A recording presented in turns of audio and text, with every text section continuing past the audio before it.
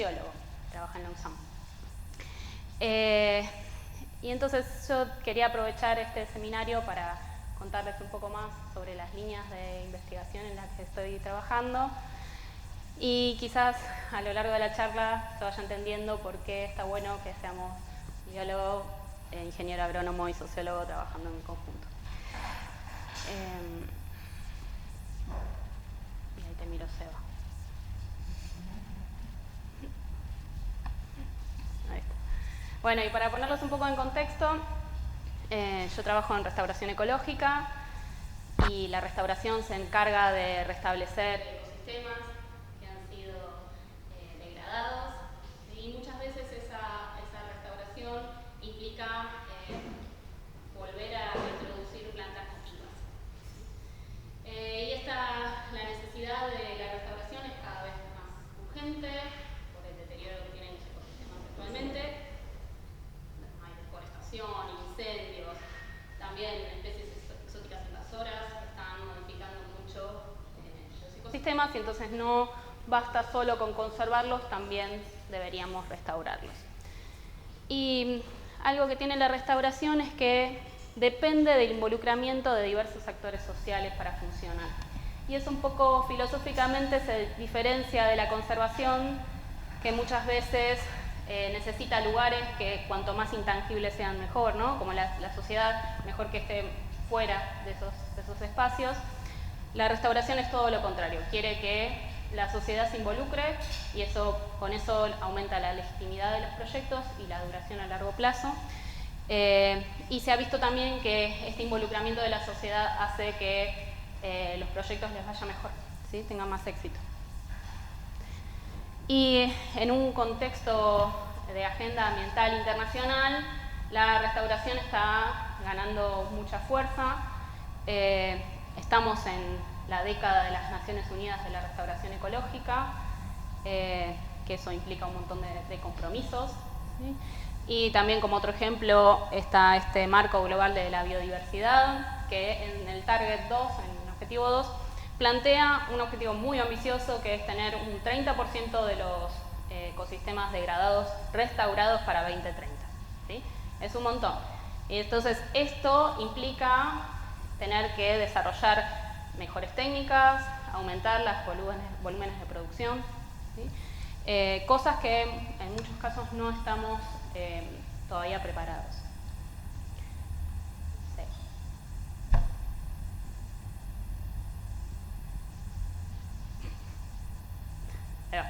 Entonces, Argentina, frente a este desafío de escalar la restauración, tenemos algunos problemas o cosas para resolver. Por un lado, la mayoría de las especies nativas no tienen un protocolo de cómo hay que cultivarlas, ¿sí? Como pasa en la mayoría de las especies de importancia agronómica. La producción es muy baja y mucho no se conoce de cuánto se está produciendo en Argentina de plantas nativas. Falta información de dónde están las iniciativas de restauración y falta también información sobre quiénes están produciendo estas plantas nativas, sobre qué viveros están produciendo las plantas nativas, ¿sí? Y con qué capacidad las están produciendo. Entonces hay un gran desconocimiento y estamos partiendo de una base donde hay poco, ¿sí?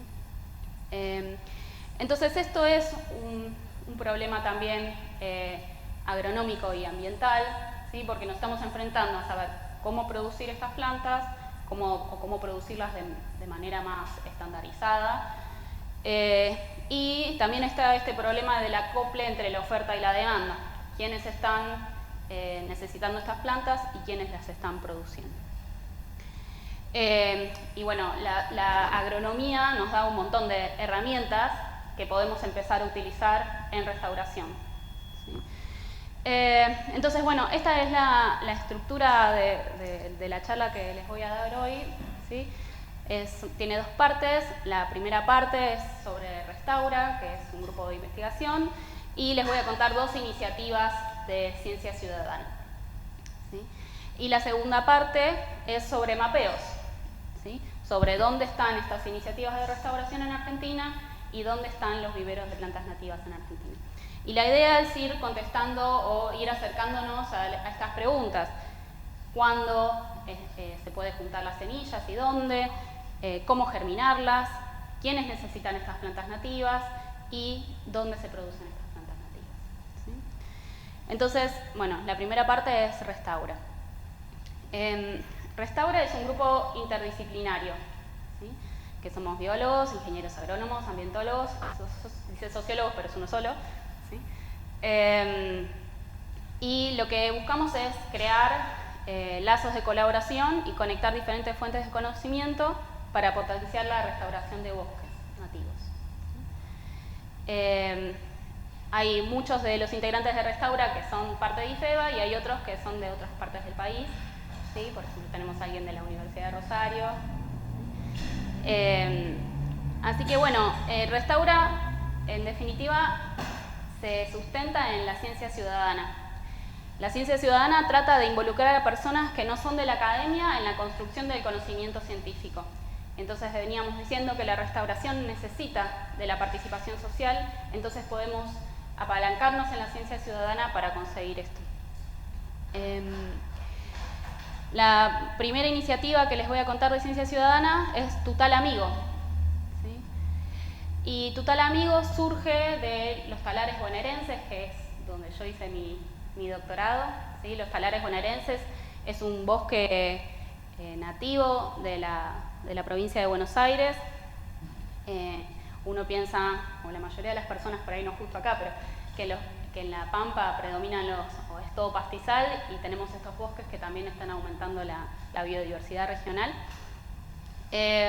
Y bueno, se distribuía desde el norte de la provincia de Buenos Aires hasta Mar del Plata, pero pasaron cosas, ¿no? Acá les muestro una imagen nocturna de las que se ven las luces de Argentina y un detalle de la provincia de Buenos Aires. Y acá se ve cómo en la distribución histórica de los talares es donde están las mayores urbanizaciones de nuestro país, ¿sí? Entonces, donde las ciudades crecieron, los talares casi prácticamente desaparecieron. Y además después les siguieron pasando cosas porque su suelo es bueno para construcción, entonces lo socavan. Ahora está muy invadido con especies exóticas invasoras. Entonces estos ecosistemas están muy en peligro. No basta con conservarlos, habría que restaurarlos también, ¿sí? Entonces el Celtis tala es el árbol dominante de estos bosques. Y si bien está muy presente acá en los talares, se distribuye en gran parte del centro y norte del país. Entonces, bueno, esta convocatoria Tutal Amigo de Ciencia Ciudadana, lo que les proponemos a los participantes es que elijan un tala, se hagan amigos de ese tala, ¿sí? Marquen dónde está, o sea que lo georreferencien, y que vayan a visitarlo. Y en esas visitas se fijen en qué etapa fenológica está. La intención un poco es acercar a las personas a conocer a los talas y a los talares, o donde sea que estén en su ecorregión, y tener información de dónde están estos árboles semilleros y cuándo es óptimo ir a colectar los frutos, ¿sí? Para procesar esa información, acá Evelyn Schieber hizo una app web de seguimiento fenológico, ¿sí? En esta app las personas pueden poner su usuario y contraseña, entran a la aplicación, les dice cuántos talas hay cargados, cuántos talas propios tiene, les permite cargar nuevos amigos, nuevos talas y cargar estos eventos fenológicos, ¿sí? Y hasta ahora tenemos más de 200 usuarios y 135 talas con 189 registros fenológicos, ¿sí?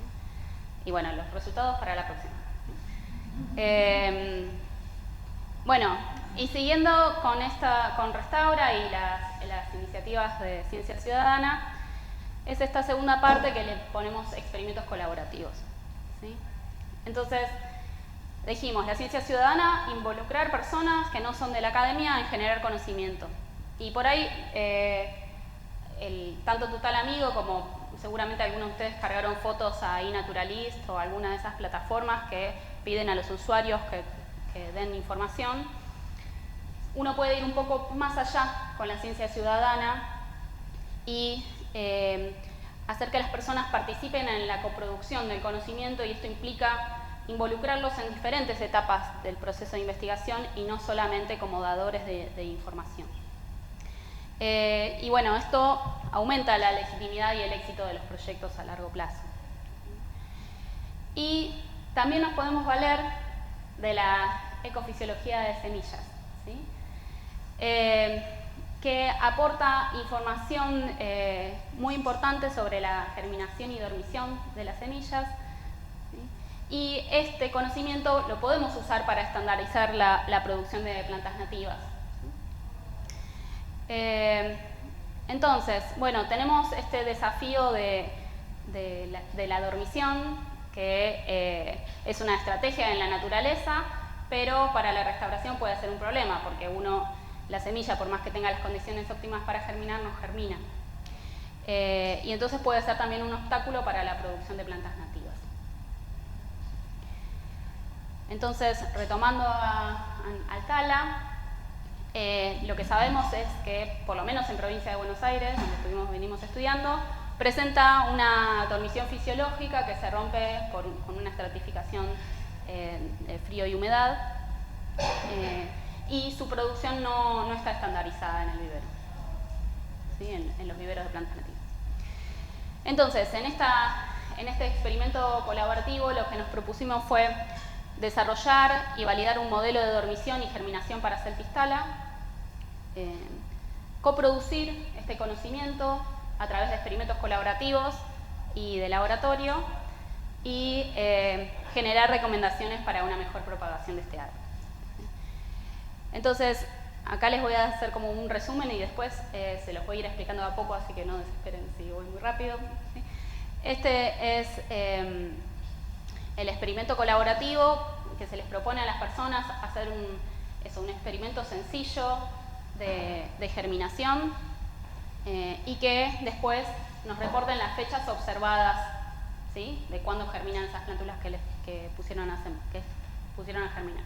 Y por el otro lado tenemos experimentos en laboratorio más clásicos, ¿sí? Con esos datos de laboratorio extrajimos parámetros para armar un modelo de dormición y germinación que, alimentado con los datos climáticos de los participantes, del lugar donde estaban los participantes, ese modelo nos predice fechas esperadas de germinación, ¿sí?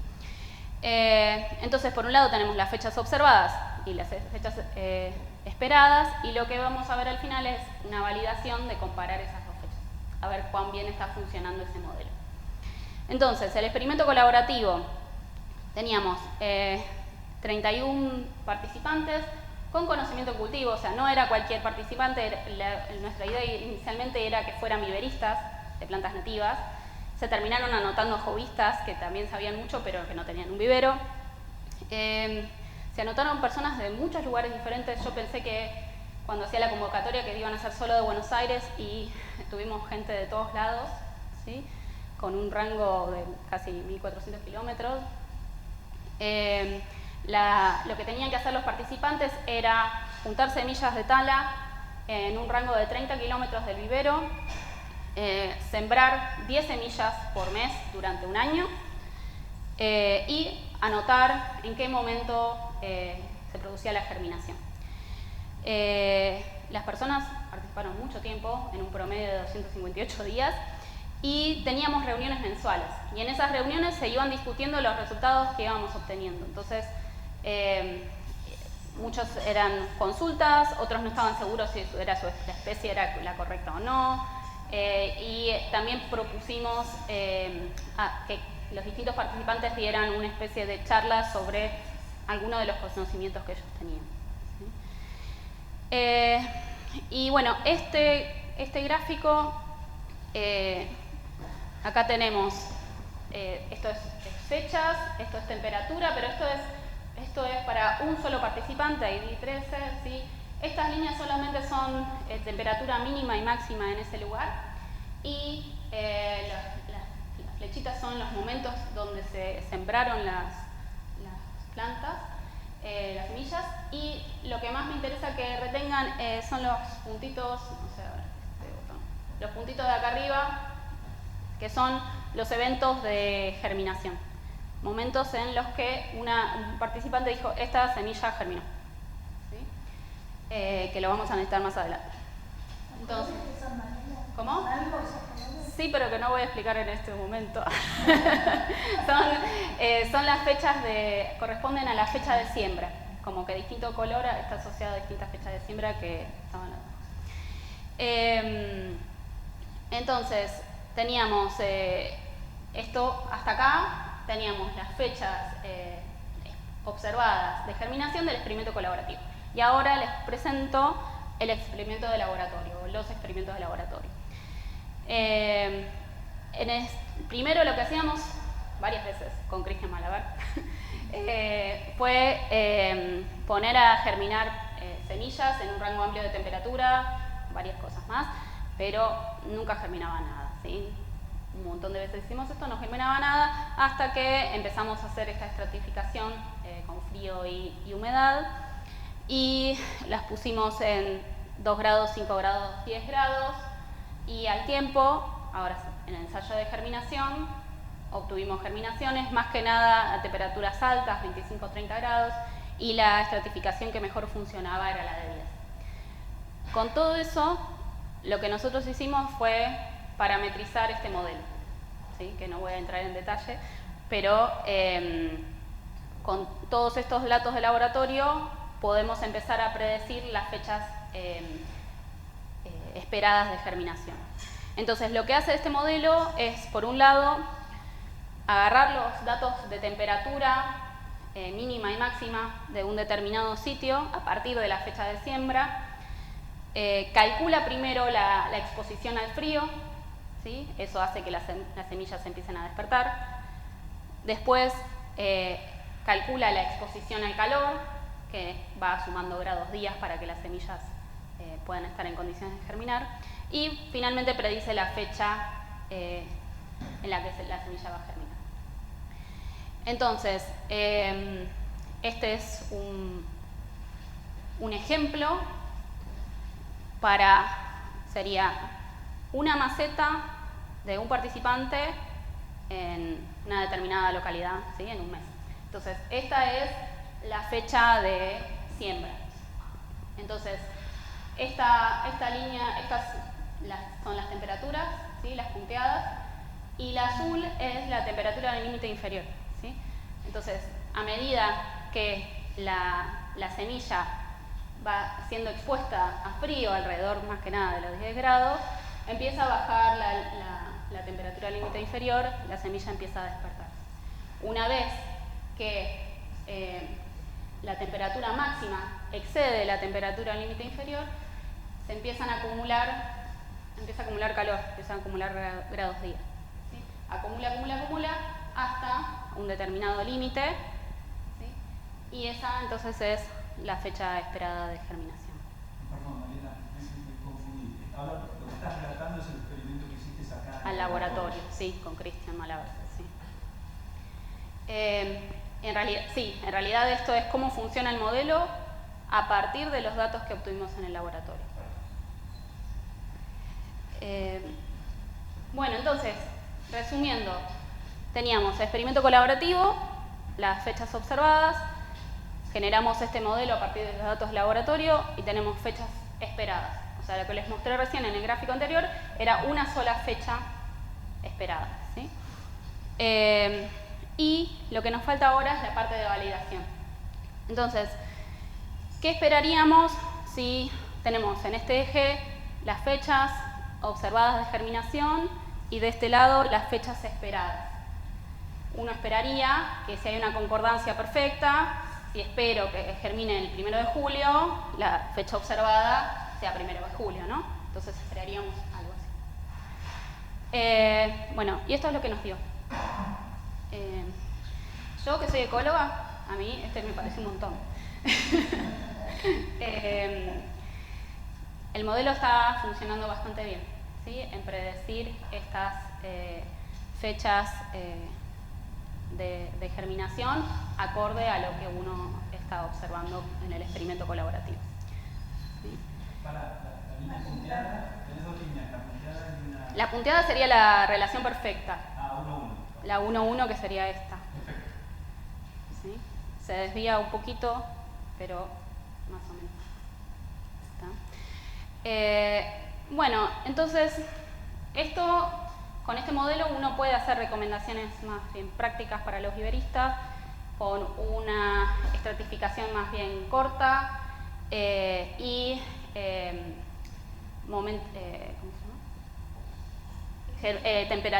temperaturas de germinación altas, por eso es mejor esperar hasta la primavera. Y yo aprendí mucho de los iberistas, ¿sí? Y me dio mucho impulso también para seguir haciendo y contestando estas preguntas en conjunto. Lo que también estuvimos pensando es que nos da un marco donde uno puede hacer algo más general, hacer experimentos colaborativos para la restauración ecológica, o sea, como usar esta forma de hacer ciencia para responder otro tipo de preguntas, ¿sí? Y quizás en otras especies también. Y bueno, este tipo de forma de investigar ayuda a democratizar y otorgar legitimidad a la generación de conocimiento. ¿Sí? Bueno, hasta ahí, no sé qué tiempo tengo, pero si estoy volando, 20 minutos hoy. Entonces, la segunda parte de la charla es sobre los mapeos que estuve haciendo, ¿sí? Que son sobre las iniciativas de restauración y, por otro lado, los viveros de plantas nativas. Entonces, empezando con las iniciativas de restauración, yo pertenezco, además de las cosas que hago, soy parte de la red argentina de restauración ecológica, ¿sí? Que es la REA, y la REA, no sé si las conocen ustedes estas redes, acá por ahí son redes que no son meramente científicas, integran personas de muchos actores sociales, desde productores, también gente de ONGs, gubernamentales, como que es una red que está presente en todo el país, tiene diferentes nodos y en los encuentros es bastante distinto a un encuentro de ecología, porque uno realmente está sentado al lado de productores, es un lindo espacio para intercambiar.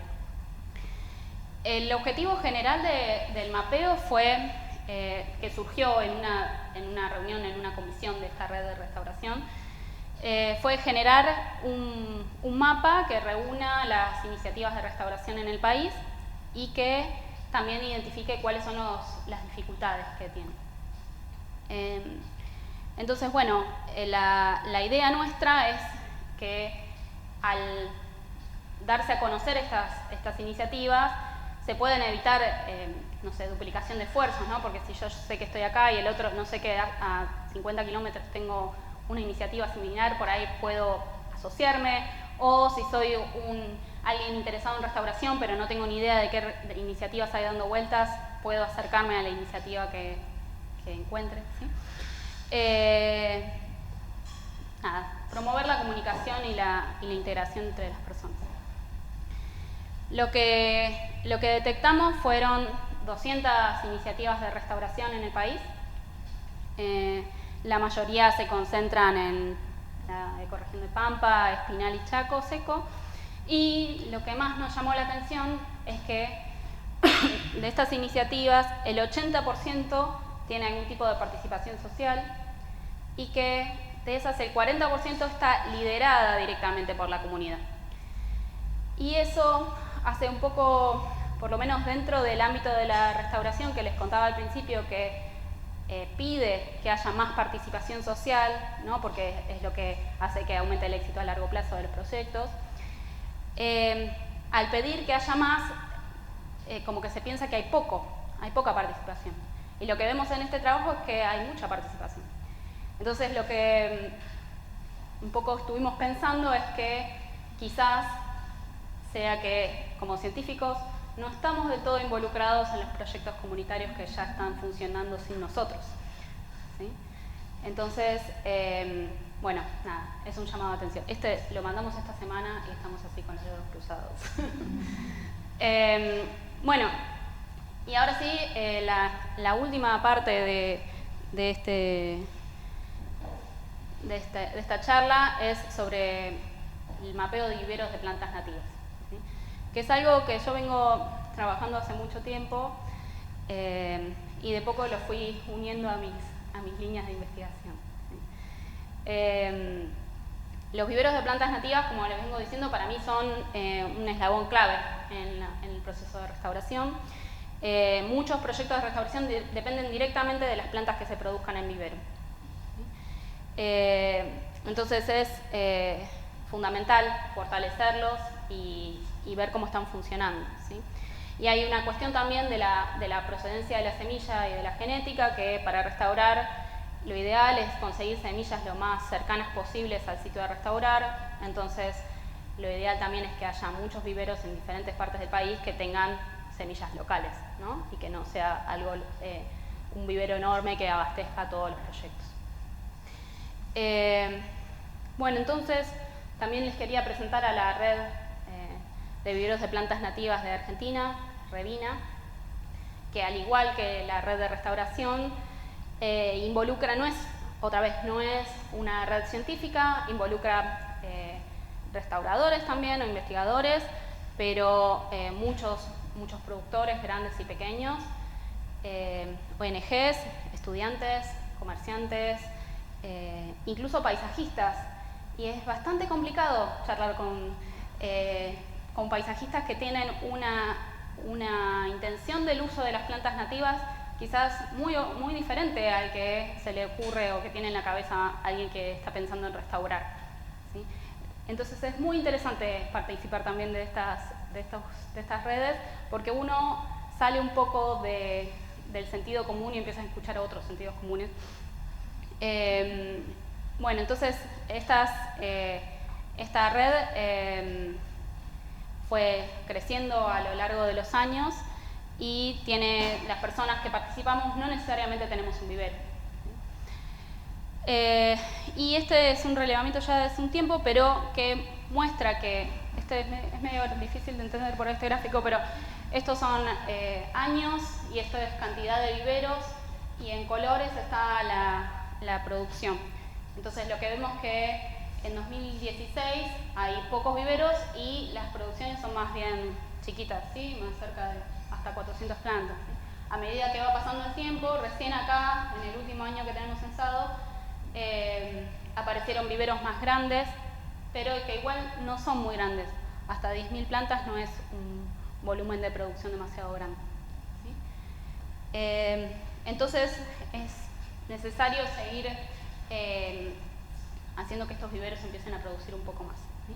Y por eso también está el tema de estandarizar la producción de las plantas y ver si de esa manera también se ayuda a que este volumen de producción aumente.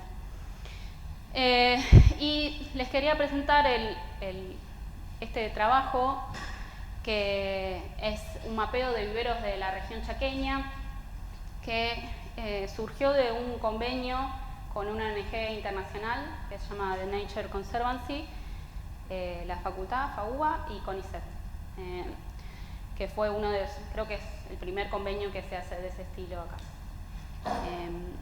Entonces, también estábamos en articulación con Revina. Acá lo que hicimos fue relevar específicamente en región chaqueña y en algunas provincias focales nada más. Y lo que terminamos relevando fueron 43 viveros activos y vimos algunas características de infraestructura, de capacidad de producción y de participación en proyectos de restauración. Como cosas generales, hay muchos datos, después si a alguien le interesa podemos seguir charlándolo, pero son más bien viveros que tienen poco personal, chiquitos, ¿sí? Un poquito más de la mitad sí tienen invernáculos, muchos tienen problemas con agua porque es en región chaqueña y el tema del agua es complicado. Tienen una alta participación en los proyectos de restauración, casi más de un 80%, Y bueno, los desafíos que tienen en general son lo vamos a decir, el desacople entre la oferta y la demanda, ¿sí? Les falta, quisieran ellos tener acuerdos a largo plazo para poder prever cómo organizar su producción, ¿sí? Y bueno, y la falta de agua. Entonces, el volumen de producción que tenemos acá en esta región, esto es un poco distinto al gráfico anterior. Este es número de viveros y estas son cantidades de ejemplares producidos. Lo que les preguntábamos era del año anterior, del año actual y del año siguiente, y también cuánto piensan si les hacen un encargo grande, cuánto pueden llegar a producir. Entonces, lo que vimos es que en general la mayoría de los viveros están en este rango, ¿sí? Hasta 5.000 plantas. No es muy poquito para un proyecto de restauración. Y creo que hay un solo vivero, que está en Córdoba, que produce 1 millón de plantas y es el anuales, que eso sí es un montón, pero es el único. Potencialmente, la mayoría dice que puede producir más de lo que produce actualmente, pero necesitan cierta estabilidad para hacerlo, ¿no? Bueno, entonces, también les preguntamos a los viveristas qué recomendaciones tenían hacia los restauradores que les iban a comprar las plantas, ¿sí? Y lo que nosotros notamos es que es más que nada cuestiones de comunicación y organización. Lo que salió más es realizar más pedidos con mayor anticipación. Y sí, son plantas que tienen un tiempo. Lo que pasa habitualmente es que hay un subsidio grande que de golpe tiene un proyecto que tiene mucho dinero y necesita ir a comprar plantas. Y va y primero no sabe dónde están los viveros, eso es una cosa que pasa. Y después, si llega a los viveros no tienen la producción lista para ser entregada en poco tiempo y que abastecer ese proyecto de restauración, ¿sí? Entonces, tampoco los viveristas no pueden tener una producción grande esperando a que venga un proyecto de restauración. Entonces es muy importante que empiece a haber, no sé, quizás algo más, una organización desde el Estado o de proyectos macro más grandes, donde este desacople entre la oferta y la demanda de plantas esté más contemplado, ¿sí? Porque fíjense que las cosas que piden es acordar fechas de envío, de entrega realistas, ¿sí? Realizar estos pedidos con mayor anticipación, más flexibilidad. Bueno, es lo que tengo, ¿sí? Un poco pasa eso. Entonces, para mí estos viveristas tienen este rol importante en la restauración. Y no solamente están aportando plantas, sino que tienen mucho conocimiento. Yo entré a la red de viveros de plantas nativas buscando, diciendo, bueno, yo no voy a ponerme a investigar de cero cómo cultivar estas plantas. Primero voy a ir a preguntarle a los que más saben de esto, ¿sí? Y lo que ya están haciendo es muy valioso, pero tiene límites y hay que apoyar estos viveros, ¿sí? Y lo que también tienen los viveros pequeños, distribuidos por distintas partes del país, es que conocen el contexto local y ya tienen vínculos con otros actores sociales. Y entonces que ellos estén involucrados en la restauración también aporta legitimidad a eso que uno está haciendo. Bueno, y para ir cerrando directamente, ¿sí? La idea para mí es que la restauración requiere de conectar esta producción de plantas nativas con los proyectos de restauración que ya existen. Y entonces esto también va a implicar saber bien cómo propagar esas especies, quiénes las están produciendo, en qué cantidad las están produciendo y quiénes la necesitan. Y bueno, avanzar hacia una restauración de mayor escala, que es lo que está pidiendo la situación actual, requiere que trabajemos colaborativamente en red, ¿sí? Integrando diferentes fuentes de conocimiento, ¿sí? Y bueno, nada, este desafío de construir colaborativamente estrategias que vinculen la producción, ciencia y la gestión para poder dar respuesta a estas necesidades de restauración. Así que bueno, eso es todo.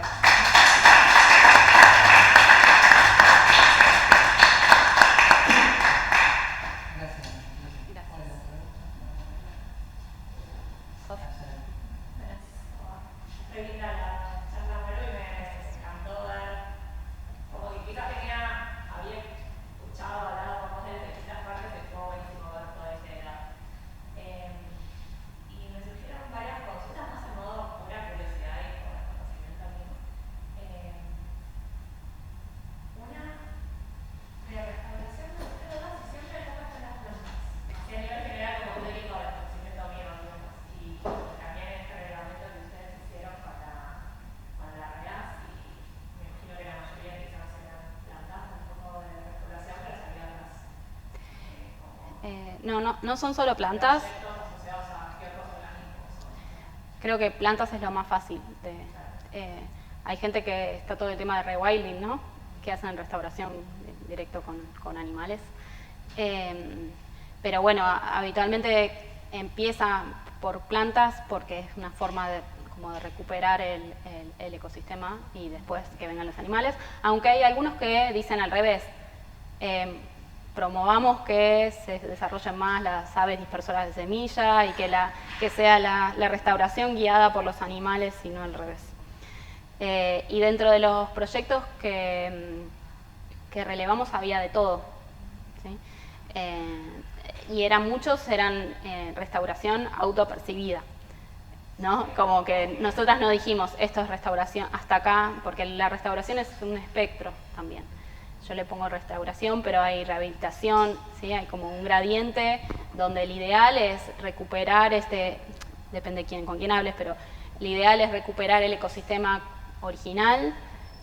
Pero bueno, hay otras miradas, y hay quienes dicen no, queremos recuperar que este sistema sea productivo y por ahí le vamos a poner especies exóticas para que funcione.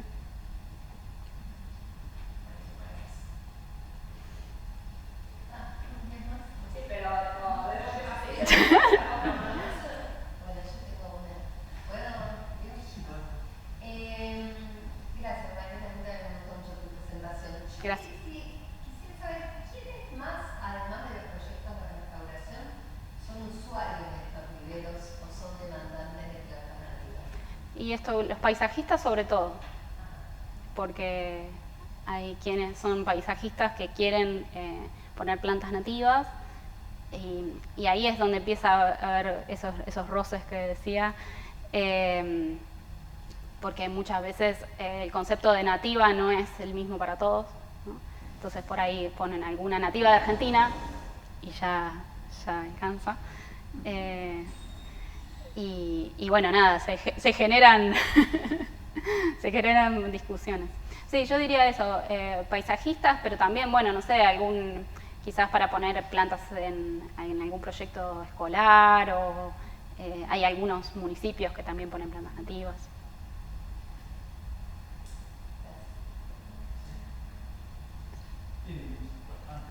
Yo te había visto. No, es que no veo de acá. También varias preguntas, pero empiezo por la primera parte, que es la de tala. Me intriga saber lo que vos llamás semilla de tala. El fruto es una drupa, ¿no es cierto? Entonces, ¿cómo se inician estos experimentos ciudadanos? Ustedes, digamos, ¿hay alguna clase de estandarización? ¿Qué es lo que hacen con todos los documentos esos de la drupa? Siempre tenemos protocolos bastante detallados que les repartimos a los participantes. En el caso del experimento colaborativo, las personas, primero que ya eran personas que no era cualquier persona, ¿no? Son personas que saben sobre plantas nativas, entonces como que no es que le estamos hablando a una persona común. Y lo que hicimos, porque hay varias especies de Celtis en Argentina, y Débora Chamorro, que es la chica que trabaja en Rosario, se especializa, hizo su doctorado en estos Celtis, y hay una manera de distinguir Celtis entre sí que es a través del pireno, que es como el carozo, que tiene formas diferentes dependiendo de la especie que sea. Entonces les pedimos a los participantes que saquen fotos del pireno para asegurarnos que era la especie que tenía que ser. Y bueno, para eso tenían que hacer todo un protocolo de ir despulpándola y... Bueno. Muy lindo, yo me preguntaba sobre los proyectos que mencionaba que demandan plantas nativas, si tenían alguna idea de la proporción de si son principalmente como proyectos privados o más no sé, municipales. Y yo, de los que yo conozco, son estos más guiados por subsidios, que les cae alguna ONG y entonces de golpe tiene disponibilidad. Después hay proyectos que, bueno, que tienen sus propias producciones, ¿no? Como que el proyecto sí es... Sí, como que es el vivero del proyecto. ¿Sí? Y también hay viveros dentro de reservas que abastecen a esos mismos proyectos. Pero sí, que conozco así, que viene, que de golpe necesitan muchas plantas. Creo que también pasó, no sé, por ejemplo, cuando hicieron ese corredor en Buenos Aires, en la ciudad, ¿cómo se llama? Que lo hizo Burgueño, que está el Paseo del Bajo, creo. Ahí también necesitaron de golpe un montón de plantas que tuvieron que hacer, y eso es algo más bien municipal. Y un poco le está pasando a Pedro, ahora con el proyecto de Acacia Negra, que hay una parte que es para restauración, y una de las ideas es poner semillas de nativas directo a campo, y no sabemos de dónde sacarlas, ¿no? Como que pasa, creo que en diferentes ámbitos. Bueno, me encantó Chamba.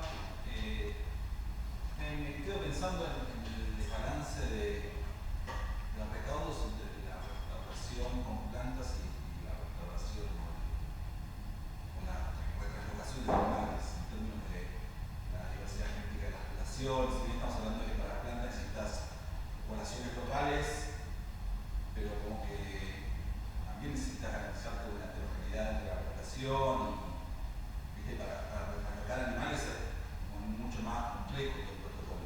Sí. La situación de las plantas debería ser, a ver, no, es. debería serlo, depende de quién opine, ¿sí? También. Hay varias puntas.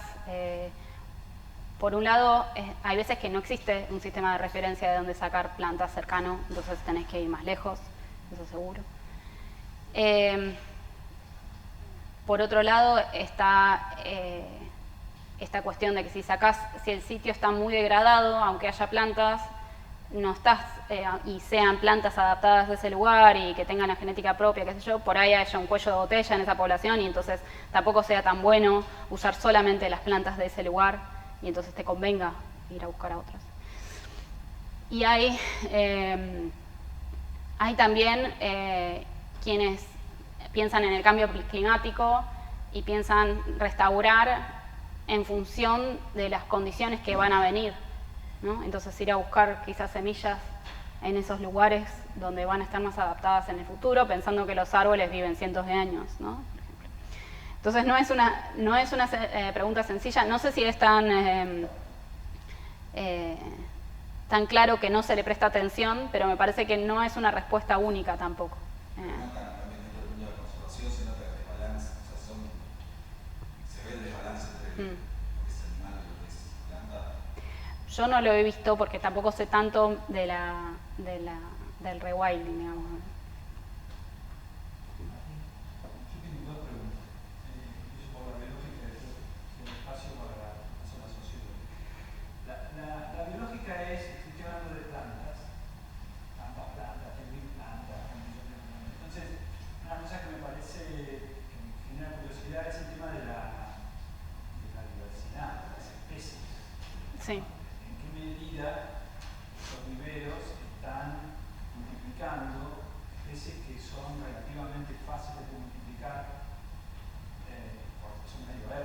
Sí. Y en cambio las CAP son más difíciles de conseguir, pero por ahí son las más importantes para tratar de restaurar la identidad de esos sistemas que uno pretende restaurar. Entonces eso, digamos, si lo has estado discutiendo, lo has estado pensando. Sí, en el trabajo más viejo de Revina, las fabáceas era como lo que más cultivaban en general. En este último trabajo del Chaco teníamos una lista de especies que considerábamos que eran importantes para la restauración y nos iban diciendo si las tenían y no las tenían. En general me parece que los viveros más pequeños tienden a tener más diversidad, no lo tengo del todo analizado, que un vivero grande que se especializa en una sola, tiene algarrobo y sí, porque es como el negocio, es como más parecido a una forestal, ¿no? Más como una industria, sí. Entonces en algún punto, una de las conclusiones para mí del trabajo de Chaco es que es importante tener complementariedad entre distintos viveros, porque no todos van a ser buenos en todo, no todos van a tener una gran capacidad de producción y no todos van a tener una gran diversidad de especies. Entonces quizás se puede generar algún tipo de conexión donde el que tenga más acceso a semillas o a diversidad colabore con otro que tenga una capacidad más grande. Habría que pensarlo. No sé con quién me tengo que asociar para pensar esas cosas, pero... La pregunta sociológica tiene que ver con las autorías. Una de las cosas que a lo largo de mi carrera siempre han sido no necesariamente las más complicadas, pero sí momentos de tensión son cuando los trabajos tenían muchos autores, resolver el tema de las autorías. Y acá me llama la atención que, bueno, la autora del seminario la aparece. Y después aparece la mención de las dos personas más con las que estuve trabajando. Después aparecen un montón de gente, digamos. Y entonces, bueno, si uno quiere trabajar en ciencia ciudadana, ¿cuán problemático o no problemático es el tema de las publicaciones y las autorías de esas publicaciones? No he tenido muchos problemas hasta ahora. ¿No les debe importar mucho No. a los viveristas? A los viveristas no les interesa para nada.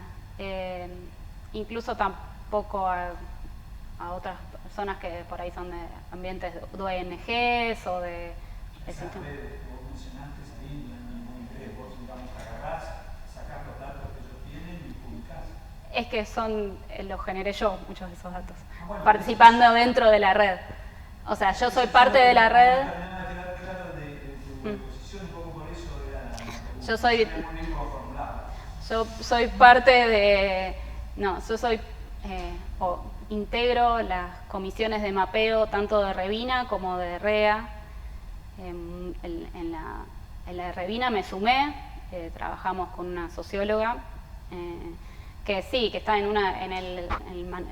está de coautora, pero la verdad que no le interesaba porque ella trabaja más en divulgación. Y después en el de la REA salió de la comisión de mapeo del Nodo Pampas, que yo integro, junto a Natalia Rodríguez y Cecilia Molina, que también es acá. Y ahora es el trabajo que enviamos entre las tres. No es que yo fui a buscar datos de la red, sino que son datos que yo generé dentro de la red. Y habitualmente esas cosas también estuvieron habladas y discutidas. Y los que son de la red también entienden que yo necesito vivir de esto que hago para la red, entonces no hay problema. No, pero terminó siendo importante que la publicación de Revina, que mostramos que era la red, y esa ha tenido muchísimas descargas en Ecología Austral, que es donde la publicó. Como que sí fue leído, y creo que yo también quería que fuese algo en español que pueda ser distribuido dentro de la red. Sí. Yo tengo la última, ¿puedo? Y una propuesta también. Una es, para mí la UCMO es esa herramienta, el modelo de simulación. ¿Cómo la ves como herramienta para un proceso de restauración? Es larga, ¿no? O sea, primero la idea para mí es darle herramientas al viverista para mejorar la producción. Y ahora con Eve estamos pensando en juntarnos con estos viveristas y discutir cómo usarla, porque yo tampoco entiendo del todo cómo ellos pueden usarla en la práctica, pero sí sé que puedo predecir el momento de la germinación. Entonces, la idea es tratar de entender un poco más en conjunto cómo usar el dato ese. La propuesta es, ¿no se pueden juntar Revina y Rega en una sola cosa? No sé si conviene. Cada una tiene su idiosincrasia y sus fortalezas y sus debilidades.